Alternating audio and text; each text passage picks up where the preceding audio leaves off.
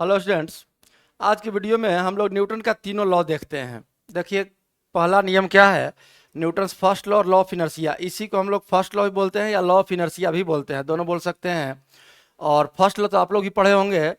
हम लोग सिंपल भाषा में फर्स्ट लॉ को इस तरह समझते हैं कि जब तक किसी बॉडी पर नेट फोर्स जीरो रहेगा, नेट फोर्स इक्वल जीरो, तब तक बॉडी का वेलोसिटी कांस्टेंट रहेगा।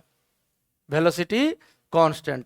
अब देखिए न्यूटन का स्टेटमेंट क्या था, और यहाँ जो बताए इस बात को दोनों को रिलेट करते हैं हम लोग। न्यूटन का स्टेटमेंट है फर्स्ट लॉ का, consider a body on which net force is zero. एक ऐसा बॉडी कंसीडर कीजिए जिस पर नेट फोर्स जीरो हो। ये तो हम लोग भी यहाँ लिखे हैं। If body is at rest it will remains at rest. अगर बॉडी रेस्ट में है तो ये रेस्ट में ही रहेगा। If the body is moving with constant velocity it will continue to do so. अगर बॉडी का वेलोसिटी कांस्टेंट है तो वो कांस्टेंट वेलोसिटी से चलता रहेगा। कब? जब नेट फोर्स जीरो हो। पहला ही कंडीशन में है, consider a body on which net force is zero. हम क्या बोले आप लोगों को? फर्स्ट लॉ, बस सिंपल सा स्टेटमेंट याद रखिएगा, जब तक नेट फोर्स जीरो रहेगा तब तक बॉडी का वेलोसिटी कांस्टेंट रहेगा। अब यहां दो स्टेट के बारे में जिक्र किया हुआ है फर्स्ट लॉ के स्टेटमेंट में, एक स्टेट ऑफ रेस्ट और एक दूसरा स्टेट तो खुद ब खुद कांस्टेंट वेलोसिटी ही है। तो अगर रेस्ट में है इस स्टेट को भी तो हम लोग कांस्टेंट वेलोसिटी बोल ही सकते हैं, क्योंकि अगर रेस्ट मेंटेन कर रहा है, वेलोसिटी चेंज नहीं हो रहा है, तब वेलोसिटी कांस्टेंट ही है। तो दोनों केस कांस्टेंट वेलोसिटी का ही हो गया। तो हम लोग इतना बड़ा स्टेटमेंट ना याद रख के सिंपल सा छोटा स्टेटमेंट याद रखते हैं कि जब तक एक्सटर्नल फोर्स जीरो है, जब तक नेट फोर्स जीरो है, तब तक बॉडी का वेलोसिटी कांस्टेंट रहेगा। यही आपका फर्स्ट लॉ है। इसी फर्स्ट लॉ को शॉर्ट में इस तरह से भी लिखते हैं हम लोग, acceleration equal zero if and only if net force zero. तो एक्सेलरेशन अगर जीरो है, एक्सेलरेशन जीरो, एक्सेलरेशन आप लोग काइनेमेटिक्स में ही पढ़े होंगे, a equals d v by d t.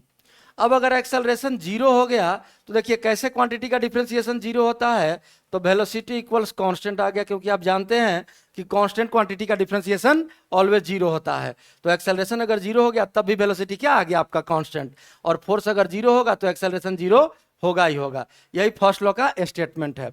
अब देखिए फर्स्ट लॉ के स्टेटमेंट से हम लोग दो टर्म डिफाइन करते हैं। एक टर्म तो है इनर्शिया और दूसरा हम लोग डिफाइन करते हैं रेफरेंस फ्रेम। अगले पेज में देखेंगे हम लोग रेफरेंस फ्रेम के बारे में। पहले इनर्शिया समझ लिए, इनर्शिया क्या है। तो इनर्शिया बॉडी का एक प्रॉपर्टी आप कह सकते हैं जो स्टेट चेंज को अपोज करता है। मतलब किसी भी बॉडी के स्टेट को जब आप चेंज करते हैं तो उस स्टेट चेंज को जो अपोज करता है उसी प्रॉपर्टी को हम लोग क्या बोलते हैं? इनर्शिया। अगर स्टेटमेंट देखा जाए तो इस तरह से हम लोग लिख सकते हैं, the tendency of a body to remain at rest or uniform linear motion is called inertia. मतलब क्या हुआ? टेंडेंसी टू रिमेन मतलब अपने स्टेट को कंटिन्यू करने का जो टेंडेंसी है, या स्टेट चेंज को अपोज करने का टेंडेंसी, दोनों एक ही बात हुआ। अपने स्टेट को कंटिन्यू करने का टेंडेंसी, जिस स्टेट में है, रेस्ट के स्टेट में है तो रेस्ट को ही कंटिन्यू करेगा, यूनिफॉर्म रेक्टिलिनियर मोशन में है तो यूनिफॉर्म रेक्टिलिनियर मोशन को ही कंटिन्यू करेगा, या स्टेट अगर उसका चेंज हो रहा है तो उसको अपोज करने का जो टेंडेंसी है, इसी को इस तरह से भी लिख सकते हैं हम लोग, द अनविलिंगनेस मतलब अनिच्छा, जो उसका इच्छा नहीं है, जो वो अपोज कर रहा है। Unwillingness of a particle to change state of rest or of uniform linear motion. Rectilinear motion को ही हम लोग यूनिफॉर्म लीनियर मोशन लिखे हैं यहाँ, इज कॉल्ड इनर्शिया। दोनों को इनर्शिया कह सकते हैं। या तो अपने स्टेट को कंटिन्यू करने का जो टेंडेंसी है वो भी इनर्शिया ही कहलाएगा, और स्टेट के चेंज को अपोज करने का जो टेंडेंसी है वो भी इनर्शिया ही कहलाएगा। यही इनर्शिया का डेफिनेशन होता है। अब यहाँ देखिए इनर्शिया समझने के लिए एक छोटा सा एग्जांपल लिए हैं। सपोज कीजिए दो छोटा छोटा पार्टिकल्स है, एक का मास है स्मॉल एम और एक का मास है कैपिटल एम, और एज्यूम कर लीजिए कि स्मॉल एम छोटा है, कैपिटल एम बड़ा है। अब दोनों पर क्या किए हैं? इक्वल फोर्स लगाए हैं, सेम फोर्स लगाए हैं। तो एक्सेलरेशन दोनों का क्या हो जाएगा? तो acceleration of a small m आ जाएगा आपका एफ बाई एम, फोर्स बटा में मास, यही एक्सेलरेशन होता है। और एक्सेलरेशन ऑफ कैपिटल एम हो जाएगा आपका एफ बाई कैपिटल एम।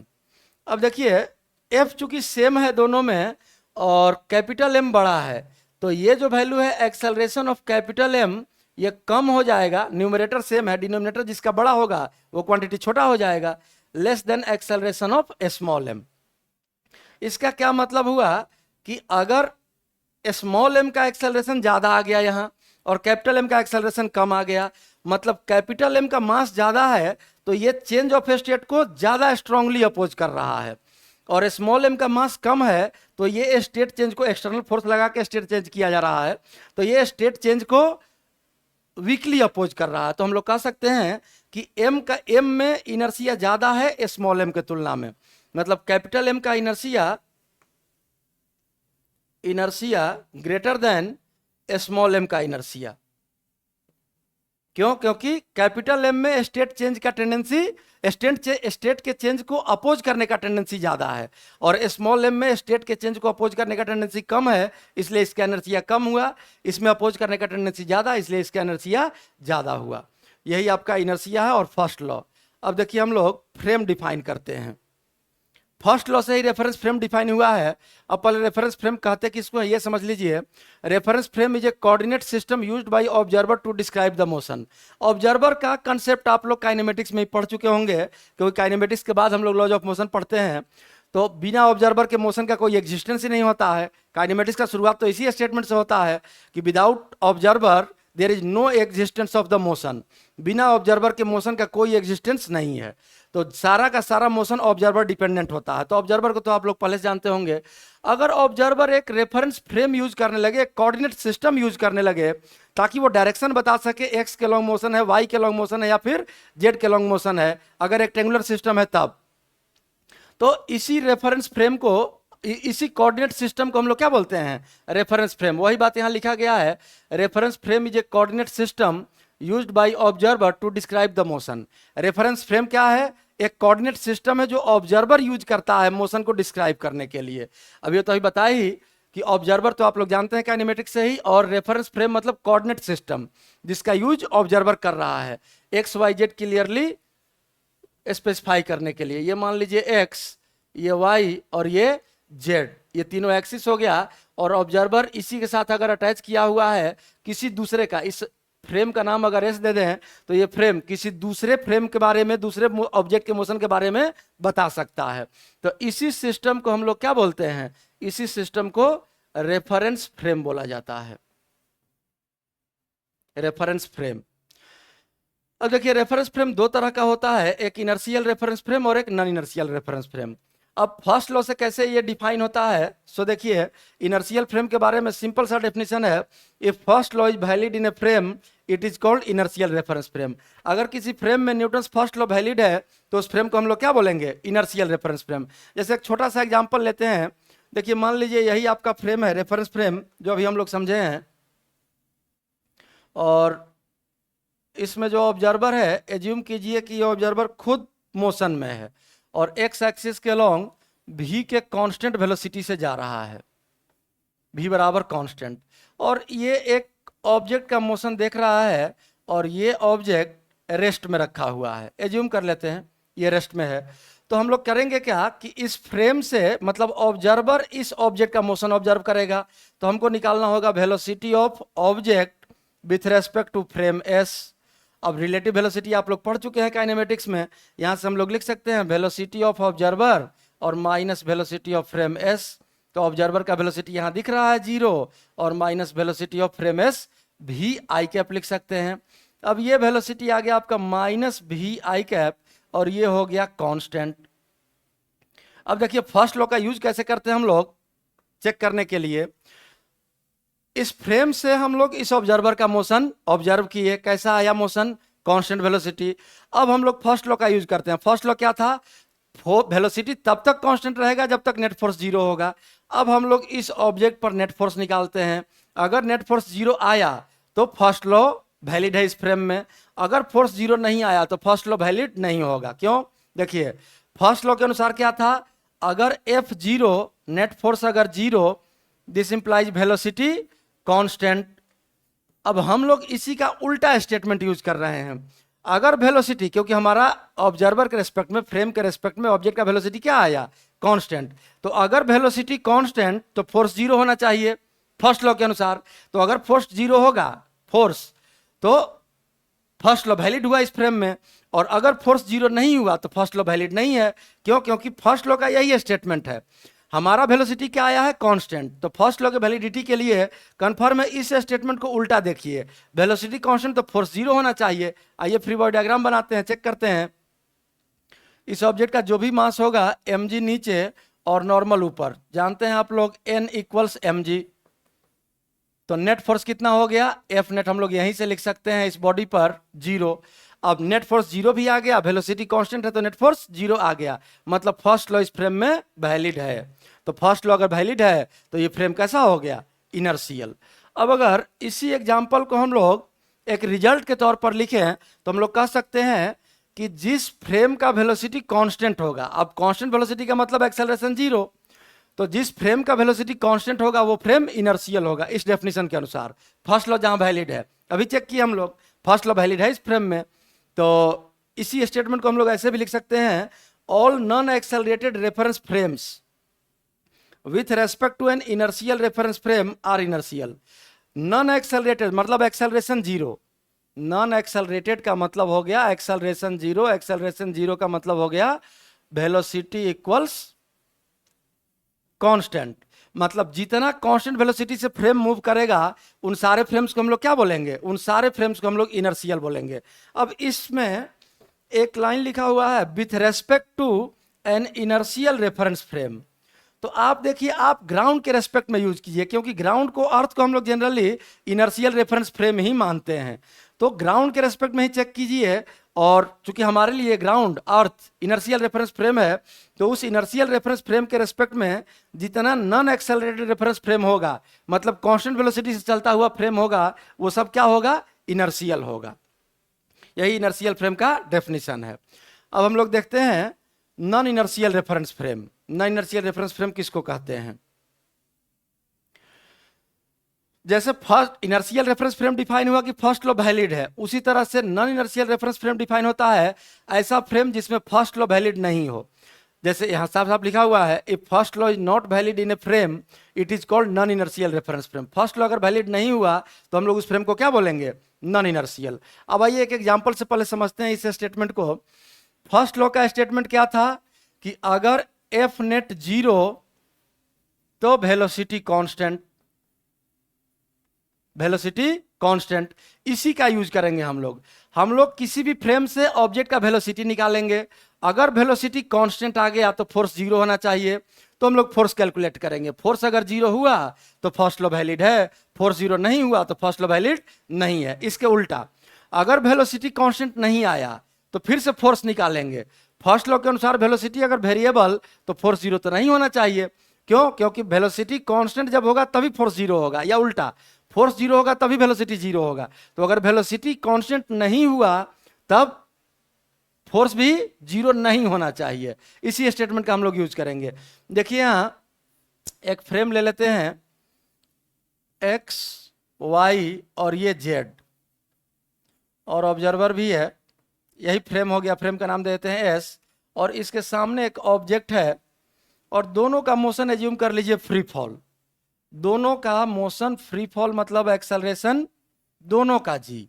तब अगर दोनों का एक्सेलरेशन जी हो गया तो एक्सेलरेशन ऑफ ऑब्जेक्ट अगर निकाले फ्रेम एस के रेस्पेक्ट में तो जी माइनस जी 0 हो जाएगा, रिलेटिव एक्सेलरेशन। और अगर एक्सेलरेशन 0 हो गया इसका मतलब कि velocity of object with respect to frame s बराबर कांस्टेंट। देखिए हम लोगों को फ्रेम डिफाइन करना है, फ्रेम का टाइप डिफाइन कर रहे हैं, तो फ्रेम के रेस्पेक्ट में ही हमेशा ऑब्जेक्ट का वेलोसिटी निकालेंगे। अब हमको ग्राउंड से मतलब नहीं, हमको फ्रेम एस से मतलब है। तो एस के रेस्पेक्ट में इस ऑब्जेक्ट का वेलोसिटी आया कांस्टेंट। तो फर्स्ट लॉ वैलिड होने के लिए जब वेलोसिटी कांस्टेंट हो गया तो फर्स्ट लॉ तभी वैलिड होगा जब नेट फोर्स 0 होगा। अब आइए इसका फ्री बॉडी डायग्राम बनाते हैं। अगर नेट फोर्स 0 है तो वेलोसिटी कांस्टेंट होगा, नेट फोर्स 0 नहीं है तो वेलोसिटी कांस्टेंट नहीं होगा। अगर यहाँ फ्री बॉडी डायग्राम बना है तो इसका mg तो लगेगा नीचे की ओर।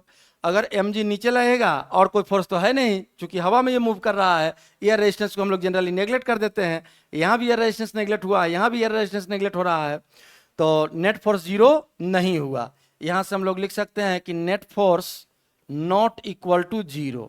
अब नॉट इक्वल टू 0 तो फर्स्ट लॉ वैलिड नहीं हुआ इस फ्रेम में, और फर्स्ट लॉ अगर वैलिड नहीं हुआ तो ये फ्रेम कैसा हो गया, non inertial. S is a non-inertial reference frame. S एक नॉन इनर्शियल रेफरेंस फ्रेम हो गया।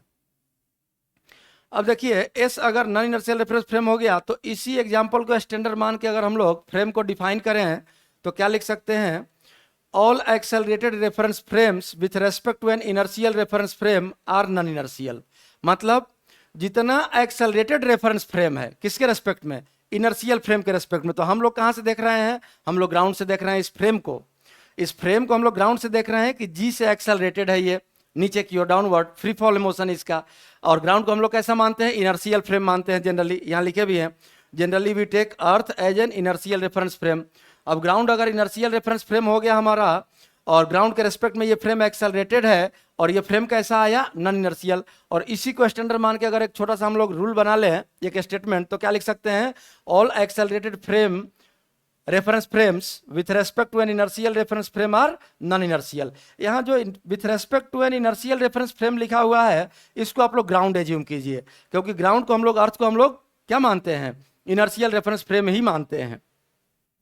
अब देखिए यहाँ अगर ग्राउंड को इनर्शियल रेफरेंस फ्रेम माना जाए तो एक्चुअल में ग्राउंड के लिए एक अलग ही कहानी है। ग्राउंड के लिए कहानी क्या है कि वैसे मोशंस के लिए ग्राउंड इनर्शियल रेफरेंस फ्रेम है जिन मोशंस का डिस्प्लेसमेंट अर्थ के रेडियस के तुलना में नेग्लिजिबल हो। मतलब अगर डिस्प्लेसमेंट का मैग्नीट्यूड बहुत छोटा हो अर्थ के रेडियस के तुलना में तो अर्थ को हम लोग इनर्शियल फ्रेम मानते हैं, इनर्शियल। लेकिन अगर किसी मोशन का डिस्प्लेसमेंट अर्थ के रेडियस के तुलना में नेग्लिजिबल नहीं हो, बहुत छोटा नहीं हो, तब हम लोग उस मोशन के लिए अर्थ को इनर्शियल रेफरेंस फ्रेम नहीं मान सकते हैं। जैसे मान लीजिए फ्लाइट, एक प्लेन यहां से उड़ा पटना से और दिल्ली गया तो इसका डिस्प्लेसमेंट काफी लगभग 1000 किलोमीटर और अर्थ का रेडियस भी होता है 6400 किलोमीटर। तो 6400 किलोमीटर की तुलना में 1000 किलोमीटर को हम लोग नेग्लेक्ट नहीं कर सकते हैं। तो इसलिए ऐसे मोशंस के लिए अर्थ को हम लोग इनर्शियल फ्रेम नहीं मानते हैं। लेकिन हम लोग ऐसा मोशन नहीं पढ़ते हैं, हम लोग वही मोशन पढ़ते हैं, हम लोग के सिलेबस में लगभग वही मोशन है जिसका डिस्प्लेसमेंट अर्थ के रेस्पेक्ट में नेग्लिजिबल हो। तो हम लोगों के लिए अर्थ कैसा रेफरेंस फ्रेम हुआ, इनर्शियल रेफरेंस फ्रेम। और ये जहां जहां with respect to inertial reference frame लिखा हुआ है इसको आप लोग अर्थ के रेस्पेक्ट में ही यूज किया कीजिए, विथ रेस्पेक्ट टू अर्थ। अब आइए हम लोग न्यूटन सेकेंड लॉ देखते हैं। इस पेज को अगर देखना चाहें तो आप लोग देख सकते हैं। अब न्यूटन सेकेंड लॉ देखते हैं हम लोग, इस सेकेंड लॉ में क्या बोला गया है। तो फर्स्ट लॉ का स्टेटमेंट क्या था कि अगर एक्सटर्नल फोर्स या नेट फोर्स अगर जीरो तो वेलोसिटी कांस्टेंट, वेलोसिटी कांस्टेंट। तो सेकेंड लॉ के स्टेटमेंट में इसी का अगला पार्ट है, नेट फोर्स जीरो तो वेलोसिटी कांस्टेंट, अगर नेट फोर्स जीरो नहीं तब वेलोसिटी क्या होगा, उसी का ये स्टेटमेंट है। इसी को हम लोग न्यूटन सेकेंड लॉ के नाम से पढ़ते हैं।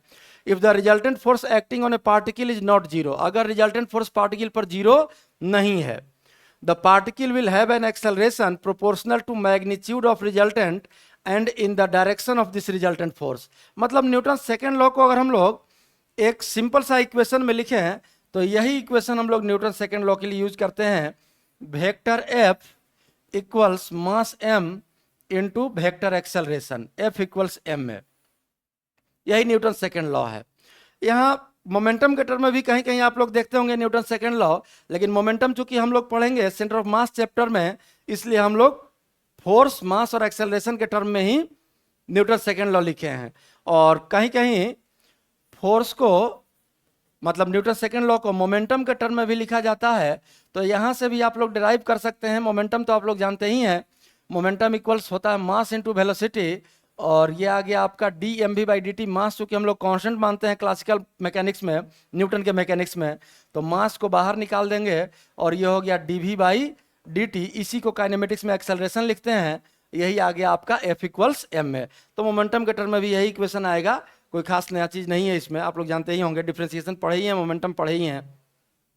तो खैर जो भी है न्यूटन सेकेंड लॉ का स्टेटमेंट अगर आपको देना हो तो बहुत शॉर्ट में आप एक इक्वेशन लिख सकते हैं, vector F equal mass into vector A. ये ए हो गया एक्सेलरेशन और एफ हो गया नेट फोर्स। अब देखिए सेकेंड लॉ के कंडीशन के लिए, सेकेंड लॉ के एप्लीकेशन के लिए दो कंडीशन होता है। कंडीशन क्या क्या है? पहला कंडीशन देखिए क्या, frame of reference should be inertial. अभी जस्ट हम लोग फर्स्ट लॉ में इनर्शियल नॉन इनर्शियल फ्रेम दोनों पढ़े हैं। तो रेफरेंस फ्रेम हमारा कैसा होना चाहिए, इनर्शियल होना चाहिए। दूसरा, speed of particle should be much smaller than speed of light, particle का स्पीड लाइट के स्पीड से बहुत छोटा होना चाहिए। और यहाँ इस स्टेटमेंट पढ़ते पढ़ते एक बात और बता दें आप लोगों को, हमेशा याद रखिएगा, first law and second law दोनों वैलिड फॉर पार्टिकल्स, सिर्फ पार्टिकल्स के लिए ही वैलिड है। मतलब स्मॉल साइज के ऑब्जेक्ट के लिए कह सकते हैं या पॉइंट साइज के पार्टिकल के लिए कह सकते हैं। अगर हम लोग फर्स्ट लॉ या सेकंड लॉ का यूज किसी बड़े मास के लिए कर रहे हैं, बड़े रिजिड बॉडी के लिए कर रहे हैं, तो हम लोग पूरे बॉडी पर इसका इफेक्ट नहीं देखते हैं, एक पॉइंट पर उसका इफेक्ट देखते हैं। वो पॉइंट होगा हमारा सेंटर ऑफ मास। हालांकि यहाँ हम लोग सेंटर ऑफ मास का कंसेप्ट यूज नहीं करेंगे, लेकिन एक पॉइंट का ही मोशन सारा कुछ देखेंगे, एक्सेलरेशन वगैरह, और वो पॉइंट होगा सेंटर ऑफ मास। क्योंकि फर्स्ट लॉ और सेकेंड लॉ हमेशा पार्टिकल्स के लिए वैलिड है, रिजिड बॉडी के लिए वैलिड नहीं है। तो खैर, कंडीशन हो गया आपका पहला, तो फ्रेम ऑफ रेफरेंस इनर्शियल होना चाहिए, और दूसरा पार्टिकल का स्पीड लाइट के स्पीड से बहुत कम होना चाहिए। क्योंकि पार्टिकल का स्पीड अगर बढ़ेगा लाइट के स्पीड के कंपेरेबल जैसे ही होगा, पार्टिकल का मास चेंज होने लगता है, और मास अगर चेंज होने लगा तो फिर ये इक्वेशन वैलिड नहीं रह जाएगा। इसलिए सेकेंड लॉ के वैलिडिटी के लिए पार्टिकल का स्पीड लाइट के स्पीड से बहुत कम होना चाहिए, नेग्लिजिबल होना चाहिए। इसी कंडीशन को, सेकंड कंडीशन को हम लोग लिख लेते हैं ऐसे, भी मच स्मॉलर देन सी, लाइट के स्पीड को सी से रिप्रेजेंट करते हैं और पार्टिकल के स्पीड को भी से रिप्रेजेंट करते हैं। और फ्रेम ऑफ रेफरेंस इनर्शियल होना चाहिए। हालांकि हम लोग नॉन इनर्शियल फ्रेम से भी सेकेंड लॉ यूज करते हैं, यहाँ लिखे भी हैं, we can use second law of motion from non inertial frame using pseudo force. लेकिन नॉन इनर्शियल फ्रेम से जब आप सेकंड लॉ यूज कीजिएगा तो फिर आपको स्यूडो फोर्स का यूज करना पड़ेगा, और स्यूडो फोर्स के कंसेप्ट को हम लोग अगले वीडियो में पढ़ेंगे। तो इस वीडियो में हम लोग सिर्फ इनर्शियल फ्रेम का यूज करेंगे, और सेकंड लॉ F बराबर ma के लिए इनर्शियल फ्रेम ही होना चाहिए। अगर नॉन इनर्शियल फ्रेम होगा तो आपको एक्स्ट्रा फोर्स एक लगाना पड़ेगा, स्यूडो फोर्स, और ये स्यूडो फोर्स का रियल एग्जिस्टेंस नहीं होता है, ये इमेजिनरी फोर्स है। तो इसीलिए हम लोग स्यूडो फोर्स के कंसेप्ट को अलग से पढ़ते हैं, और ये कंडीशन आ जाता है सेकंड लॉ F बराबर ma के लिए कि frame of reference should be inertial. तो यही आपका सेकंड लॉ है। आइए हम लोग एक एग्जांपल देखते हैं जहां F बराबर ma इक्वेशन को हम लोग यूज कर सकें इनर्शियल फ्रेम से। देखिए, एक छोटा सा एग्जांपल है, दो ब्लॉक है, एक ट्रायंगुलर ब्लॉक है जिसका मास है कैपिटल M, और इसके ऊपर एक स्मॉल m रखा हुआ है, छोटा सा ऑब्जेक्ट। और क्वेश्चन क्या है, find the acceleration of system m plus m towards right so that m does not slip on m। अब ये कह रहा है कि इस पूरे सिस्टम का राइट डायरेक्शन में एक्सेलरेशन मान लेते हैं a, यही a निकालना है ताकि स्मॉल m स्लिप ना करे इस इंक्लाइन पर। तो अगर ये स्लिप नहीं कर रहा है और हमारा इनर्शियल फ्रेम है, अभी जस्ट इनर्शियल फ्रेम आप लोग पढ़े हैं कि ग्राउंड के रेस्पेक्ट में जो कांस्टेंट वेलोसिटी से मूव करेगा फ्रेम वही इनर्शियल कहलाएगा। तो ग्राउंड के रेस्पेक्ट में मान लीजिए कि ऑब्जर्वर रेस्ट में है, तो इस ऑब्जर्वर का फ्रेम इनर्शियल हो गया। अब इसी ऑब्जर्वर के रेस्पेक्ट में हम लोग इस सिस्टम को, इस क्वेश्चन को सॉल्व करते हैं। तो सबसे पहले फ्री बॉडी डायग्राम बना लेते हैं स्मॉल m का। स्मॉल m का अगर फ्री बॉडी डायग्राम तो आप लोग पहले ही पढ़े हैं, पहले की वीडियो में फ्री बॉडी डायग्राम बताया गया है। तो mg आ जाएगा आपका नीचे की ओर, और इस इंक्लाइन की वजह से नॉर्मल आ जाएगा आपका इंक्लाइन के परपेंडिकुलर। और यह भी आप लोगों को बताया गया है कि जो एंगल हॉरिजॉन्टल और इंक्लाइन के बीच होता है वही एंगल इंक्लाइन के परपेंडिकुलर और वर्टिकल के बीच होता है। तो ये एंगल अगर थीटा है तो ये एंगल भी थीटा आ जाएगा। अब n का कंपोनेंट हम लोग लिख सकते हैं इधर n cos थीटा, और इधर लिख सकते हैं n sin थीटा। अब देखिए, ये ऑब्जर्वर जो देख रहा है इस सिस्टम को, और ये कंडीशन है कि स्मॉल m कैपिटल M पर स्लिप नहीं करना चाहिए, तो ये तो दोनों को एक साथ चलते हुए देखेगा। तो स्मॉल m का भी एक्सेलरेशन तो ये राइट साइड ही देखेगा a। तो ये ऑब्जर्वर जो है ये स्मॉल m को राइट साइड जाता हुआ देख रहा है, किस एक्सेलरेशन से, a एक्सेलरेशन से। अब अभी देखिए, न्यूटन सेकंड लॉ क्या पढ़े थे, F इक्वल्स m में, यही आपका सेकंड लॉ का इक्वेशन था। और इक्वालिटी का साइन है, मतलब लेफ्ट साइड का मैग्नीट्यूड और राइट साइड का मैग्नीट्यूड भी सेम है, और लेफ्ट साइड का डायरेक्शन और राइट साइड का डायरेक्शन भी सेम है। इसलिए हमेशा नेट फोर्स हम लोग एक्सेलरेशन के डायरेक्शन में ही लिखते हैं, और इस क्वेश्चन में एक्सेलरेशन हमारा है राइट साइड, तो हम लोग नेट फोर्स लिखेंगे राइट डायरेक्शन में। राइट डायरेक्शन में यहाँ दिख रहा है फोर्स कितना है, सिर्फ n साइन थीटा। तो यही नेट फोर्स हो गया इक्वल्स मास m और इंटू एक्सेलरेशन a। यही सेकंड लॉ के अनुसार इक्वेशन आ गया आपका। और वर्टिकल डायरेक्शन में तो इसका मोशन देखेगा नहीं ये ऑब्जर्वर, क्योंकि राइट डायरेक्शन में जा रहा है। तो वर्टिकल अगर मोशन है तो वर्टिकल इक्विलिब्रियम, तो इसको इक्वेशन 1 मान लेते हैं और लिख लेते हैं यहाँ for vertical equilibrium, vertical equilibrium अगर हम लोग इक्वेशन लिखें तो लिख सकते हैं n cos थीटा, देखिए ऊपर की ओर फोर्स, और इक्वल्स mg नीचे की ओर फोर्स। यही आपका इक्वेशन आ गया 2। अब अगर हम लोग 1 और 2 को डिवाइड कर दें, 1 divided by 2, this implies left side देखिए n और n कैंसिल हो गया, sine theta by cos theta, ये आ गया आपका टेन थीटा, और इक्वल्स राइट साइड में देखिए m कैंसिल हो गया, यह आया a बाई जी। तो यहाँ से a का वैल्यू लिख सकते हैं, यही a निकालना था, g टेन थीटा। मतलब अगर इस सिस्टम को हम लोग राइट डायरेक्शन में जी टेन थीटा के एक्सेलरेशन से मूव कराएं तो ये स्मॉल m स्लिप नहीं करेगा इस कैपिटल M पर। लेकिन अगर इस सिस्टम का एक्सेलरेशन राइट डायरेक्शन में ही जी टेन थीटा से कम हो गया तब ये मास नीचे की ओर स्लाइड करने लगेगा, और अगर इसका एक्सेलरेशन जी टेन थीटा से ज़्यादा हो गया तब ये मास ऊपर की ओर स्लाइड करने लगेगा।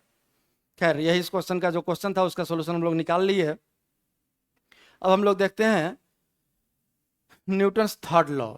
तो देखिए थर्ड लॉ का स्टेटमेंट क्या है, when two bodies exert mutual forces on one another the two forces are always equal in magnitude and opposite in direction. देखिए यहाँ फर्स्ट लॉ और सेकंड लॉ के बारे में बताया कि ये पार्टिकल्स के लिए वैलिड है, लेकिन थर्ड लॉ हम लोग बॉडीज पर भी यूज करते हैं। थर्ड लॉ के लिए पार्टिकल का कंडीशन ऐसा नहीं है, कुछ पार्टिकल के लिए भी यूज कर सकते हैं, बॉडी के लिए भी यूज कर सकते हैं। Third law, when two bodies exert mutual forces on one another, दो बॉडी अगर है, जैसे मान लीजिए एक सिस्टम है जिसमें आप 3 पार्टिकल लेते हैं 1, 2 और 3। अब इसमें से किसी भी 2 को ले लें, अगर 1 और 2 को ले लें, 1 2 पर अगर F इधर लगाएगा तो 2 1 पर F इधर लगाएगा। यही थर्ड लॉ है आपका, when two bodies exert mutual forces on one another. लेकिन थर्ड लॉ के लिए ध्यान रहे 2 बॉडी होना ही चाहिए, एक बॉडी के लिए थर्ड लॉ वैलिड ही नहीं है। जब भी वैलिड होगा 2 बॉडी आना ही चाहिए। जैसे यहाँ 2 बॉडी है, the two forces are always equal in magnitude and opposite in direction. आप लोग भी जानते ही होंगे कि इक्वल अपोजिट फोर्स लगाता है, लेकिन ये बात हमेशा ध्यान रखिएगा 2 बॉडी जरूर होना चाहिए थर्ड लॉ के वैलिडिटी के लिए। देखिए एक्शन रिएक्शन पेयर या एक्शन रिएक्शन के टर्म में भी हम लोग थर्ड लॉ को डिफाइन करते हैं, to every action there is equal and opposite reaction. हर एक्शन के इक्वल एंड अपोजिट एक रिएक्शन होता है, लेकिन साथ में ये स्टेटमेंट आपको ऐड करना पड़ेगा, and both must act on 2 different bodies. दोनों 2 अलग अलग बॉडी पर लगता है। तो 2 बॉडी के लिए ही थर्ड लॉ वैलिड है, कभी भी एक बॉडी के लिए थर्ड लॉ वैलिड नहीं होगा, हमेशा ध्यान रखिएगा इस बात को। अब जैसे देखिए इस थर्ड लॉ को थोड़ा सा और समझते हैं हम लोग। मान लीजिए एक टेबल पर हम लोग एक ब्लॉक रख दिए m मास का, और अगर इसका फ्री बॉडी डायग्राम बनाए हम लोग तो mg आ जाएगा नीचे और नॉर्मल आ जाएगा ऊपर, और अगर इसका इक्विलिब्रियम देखें तो लिख सकते हैं n इक्वल्स mg। अब यहाँ एक छोटा सा क्वेश्चन आता है कि क्या ये n और mg एक्शन रिएक्शन पेयर है। यहाँ जो एक्शन रिएक्शन हम लोग पढ़े तो दोनों जो इक्वल अपोजिट दोनों बॉडी पर फोर्स लगता है उसको हम लोग एक्शन रिएक्शन पेयर कहते हैं। यहाँ देखिए अगर इस फोर्स को F1 कह दें और इस फोर्स को अगर F2 कह दें तो हम लोग यहाँ कह सकते हैं कि F1 and F2 are action reaction pair. F1 और F2 एक्शन रिएक्शन पेयर है, लेकिन यहां पर अपोजिट और इक्वल होते हुए भी N and mg are not action reaction pair. ये ध्यान रखिएगा हमेशा, एक्शन रिएक्शन पेयर ये एक्शन रिएक्शन पेयर नहीं है। क्यों? क्योंकि हम यहां बोल रहे हैं कि हम फ्री बॉडी डायग्राम बना रहे हैं। फ्री बॉडी डायग्राम क्या होता है, एक बॉडी पर लगने वाले सारे फोर्सेस को रिप्रेजेंट कर देना, डायग्राम में फिगर में दिखा देना। तो ये एक ही बॉडी पर दोनों फोर्स है, ये कभी भी एक्शन रिएक्शन पेयर नहीं बन सकता है। एक्शन रिएक्शन पेयर बनने के लिए 2 बॉडी होना जरूरी है। यही थर्ड लॉ के स्टेटमेंट से ही क्लियर होता है। अब ध्यान से देखिए यहाँ हम लोग इस एक रिजल्ट पर भी पहुंचते हैं। On the basis of third law we can conclude that net internal force on a closed system is always 0। Free body diagram वाले वीडियो में ही इंटरनल और एक्सटर्नल फोर्स हम लोग आप लोगों को बताए थे। तो नेट इंटरनल फोर्स किसी भी सिस्टम पर हमेशा जीरो होगा, ऑलवेज, न्यूटन्स थर्ड लॉ से ही। जैसे यहाँ देखिए, ये एक छोटा सा जो सिस्टम हम बनाए, यहाँ तो एक्शन रिएक्शन पेयर डिफाइन कर लिए हैं। इसी सिस्टम को हम यहाँ ड्रॉ करते हैं। ये मान लीजिए एक क्लोज सिस्टम है और 3 पार्टिकल है, 1, 2 और 3। अब 1 पर 2 लगाया, इधर मान लीजिए कोई भी फोर्स F1 नाम जो दे ले, तो 1 लगाएगा 2 पर, इसको F2 भी लिख सकते हैं और -F1 भी लिख सकते हैं, क्योंकि इक्वल अपोजिट है थर्ड लॉ से, अभी देखें हम लोग। उसी तरह से 1 लगाया 3 पर, मान लीजिए इस डायरेक्शन में F2, तो थर्ड लॉ से 3 लगाएगा 1 पर इस डायरेक्शन में -F2 इसको कह सकते हैं। और उसी तरह से 2 और 3 के बीच किसी भी डायरेक्शन में अगर आएगा, मान लीजिए इस डायरेक्शन में इसको F3 कहें, तो यहाँ से इस पर लगेगा -F3 इस डायरेक्शन में। क्योंकि मैग्नीट्यूड इक्वल है, डायरेक्शन अपोजिट है, तो माइनस साइन लगा के फोर्स को रिप्रेजेंट किया जा सकता है। तो यहाँ अगर नेट फोर्स अब आप काउंट करें, तो नेट फोर्स 6 फोर्स का रिजल्टेंट अगर देखें तो F1 और -F1 कैंसिल, F2 और -F2 कैंसिल, F3 और -F3 कैंसिल, नेट फोर्स कितना हो गया? 0। लेकिन ये जो फोर्सेज है ये इंटरनल फोर्सेज है, तो ये नेट इंटरनल इक्वल्स 0 इस पूरे सिस्टम पर। तो ये कंडीशन तो हर क्लोज सिस्टम के लिए होगा, जितना भी पार्टिकल है सब एक दूसरे पर इक्वल अपोजिट लगाएगा। तो जब भी हम लोग रिजल्टेंट निकालेंगे इंटरनल का, तो हमेशा क्या आएगा? 0। तो थर्ड लॉ के बेसिस पर हम लोग कह सकते हैं कि on the basis of third law we conclude that net internal force on a close system is always 0। Close system पर नेट इंटरनल फोर्स हमेशा 0 होगा। यही आपका थर्ड लॉ का स्टेटमेंट है, और थर्ड लॉ से यही बातें हम लोगों को ध्यान में रखना चाहिए। अब देखिए कुछ एग्जाम्पल हम लोग बनाते हैं न्यूटन्स लॉ के यूज से। जैसे देखिए ये एग्जाम्पल है, 2 masses each equal to m are lying on x axis at -a,0 and +a,0। 2 मास है आइडेंटिकल, m और m डायग्राम में दिखा हुआ है, दिख रहा है।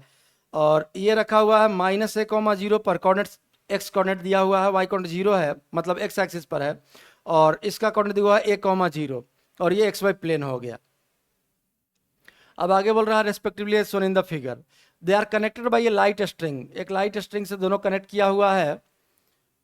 A force F is applied at the origin along vertical direction. अब ओरिजिन पर अगर देखिए ये A दूरी है ये, और ये भी दूरी A है, नेगेटिव एक्स एक्सिस के लॉन्ग, इसलिए कोऑर्डिनेट माइनस आया है। यही ओरिजिन है, तो ये तो सेंटर पर फोर्स लगने लगा।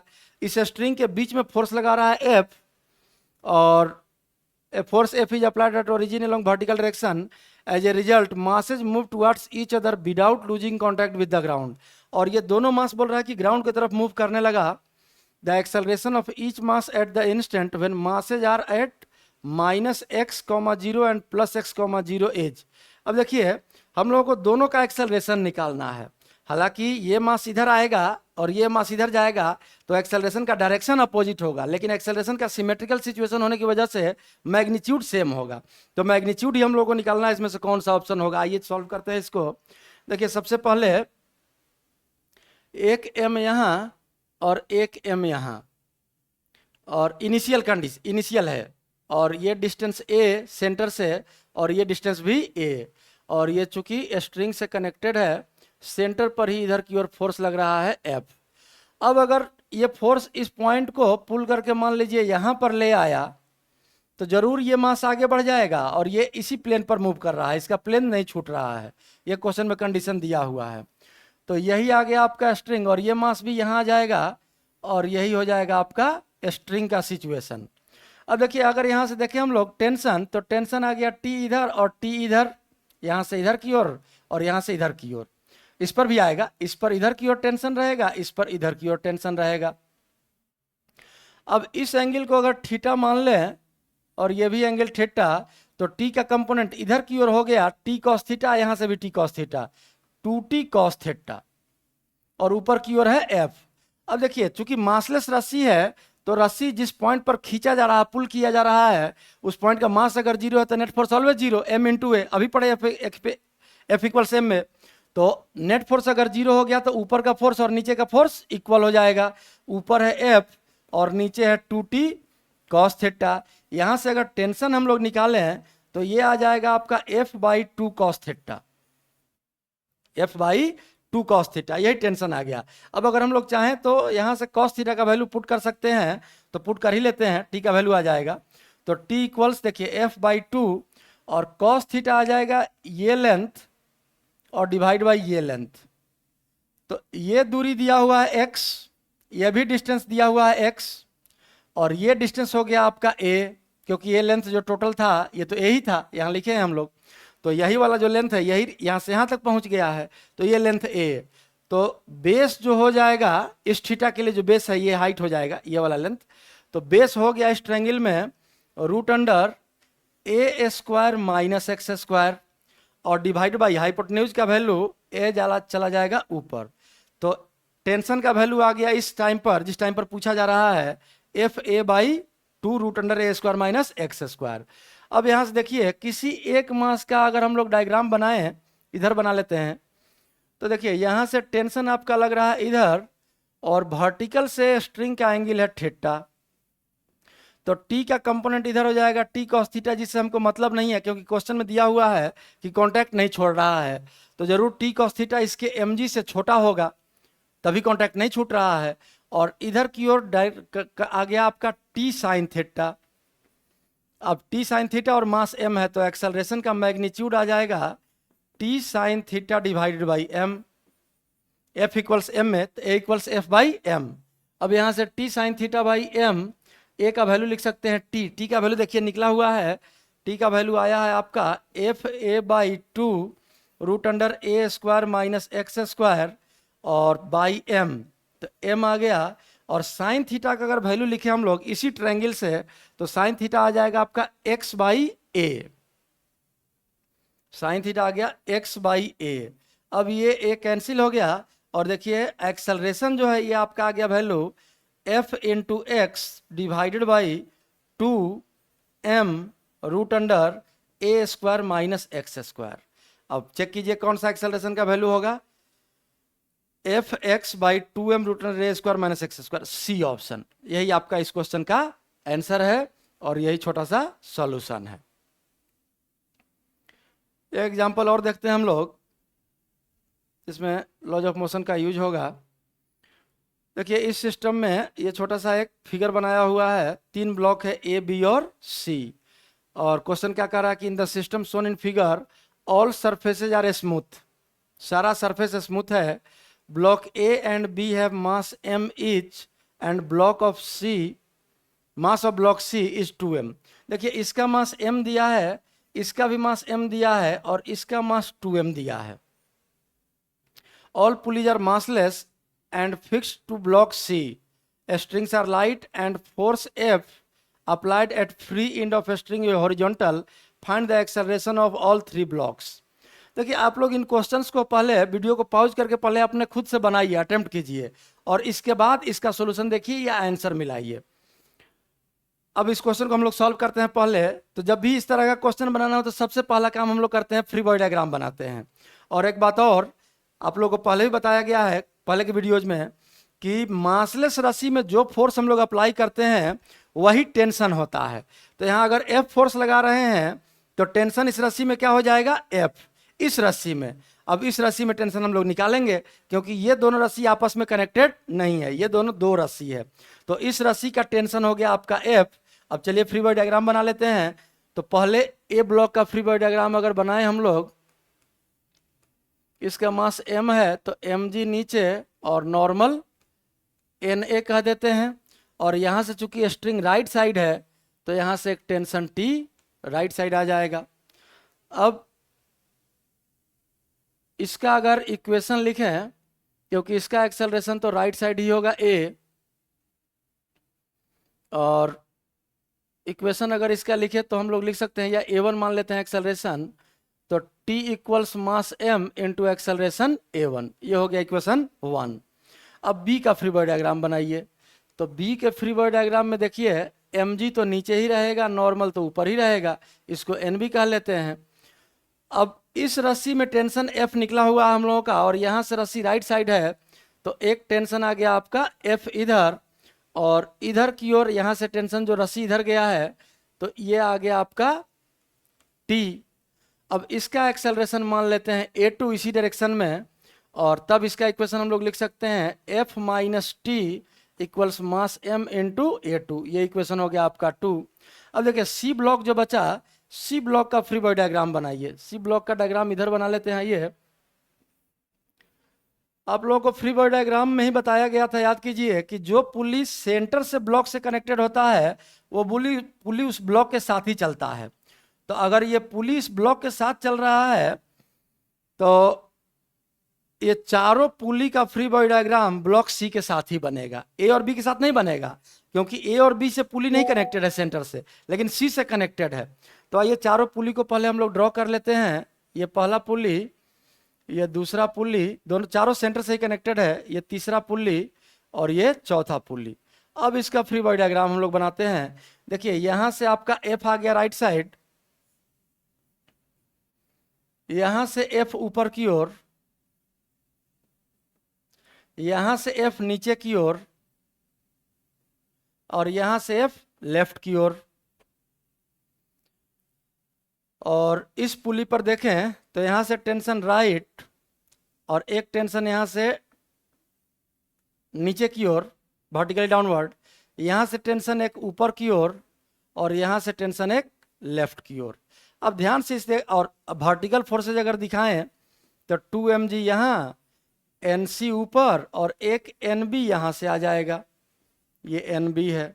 यही आपका C का फ्री बॉडी डायग्राम हो गया। अब ध्यान से जरा देखिए इस डायग्राम को, right F left F cancel कर दिया, right T left T cancel कर दिया, और ऊपर नीचे तो सब एक दूसरे को कैंसिल कर ही दिया। मतलब सी पर अगर देखें तो नेट फोर्स 0 हो गया। नेट फोर्स 0, तो यहां से हम लोग लिख सकते हैं सी का एक्सेलरेशन 0। तो सी तो मूव ही नहीं करेगा इस सिस्टम में। अब अगर सी मूव नहीं कर रहा है तो ध्यान से देखिए ये दोनों ब्लॉक एक साथ मूव करने लगेगा। जब तक रस्सी टाइट है तब तक दोनों ब्लॉक का एक्सेलरेशन सेम हो जाएगा। और किसी इस रस्सी के लिए आप कांस्टेंट भी लिख सकते हैं। कांस्टेंट लिखना जानते हैं आप लोग? कांस्टेंट का भी वीडियो पहले बनाया हुआ है। यहां से टेंशन तो दिखाई लिए टी, और यहां से टेंशन टी। इस रस्सी के लिए अगर कांस्टेंट लिखे हैं तो ए का एक्सेलरेशन a1 माने हैं राइट साइड ही, देखिए यहाँ, और टेंशन भी है राइट साइड तो प्लस, और बी का एक्सेलरेशन राइट साइड माने हैं a2 और टेंशन है लेफ्ट, तो यहाँ से माइनस और इक्वल्स 0। यहाँ से आ गया आपका a1 इक्वल्स a2। अब अगर a1 और a2 बराबर हो गया और इसी को अगर a मान लें, a1 a2 को ही a मान लें, तो इन दोनों इक्वेशन को अगर ऐड कर ले हम लोग तो क्या आ जाएगा, t और माइनस टी कैंसिल, ये बचा f और इक्वल्स। अब तो दोनों आपका क्या हो गया, ma प्लस ma, 2ma। तो a और b दोनों का एक्सेलरेशन a के बराबर आ गया, और कितना, f/2m। यही इस क्वेश्चन का आंसर है, और ये छोटा सा एक सॉल्यूशन है। इसमें भी हम लोग f इक्वल्स ma का यूज किए। और आज के वीडियो में इतना ही रहने देते हैं, फिर हम लोग नेक्स्ट वीडियो में कुछ और क्वेश्चंस करेंगे।